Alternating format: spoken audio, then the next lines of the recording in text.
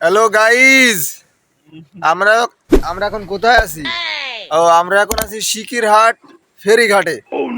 তো এখানে এসে ফেরি দেখতেছি বন্ধ, ওই যে ফেরি।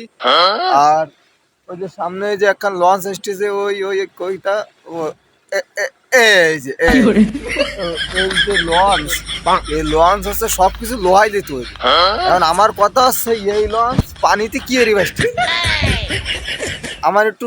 আমার মনে খুব জানতে ইচ্ছে করে যে এই যে লঞ্চ, এত বড় লঞ্চ আসতেছে, তাই এ সব লোহার, এতে লোহা ছাড়া কোনো অন্য কিছু নেই, দেখতেছি সব লোহায়।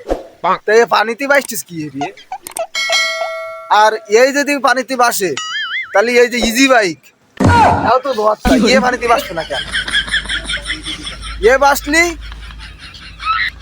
ওইটা এও বাসা লাগবে। সবাই কমেন্ট করে এই মাল যদি বাসে, তাহলে এই মালও বাসা লাগবে না।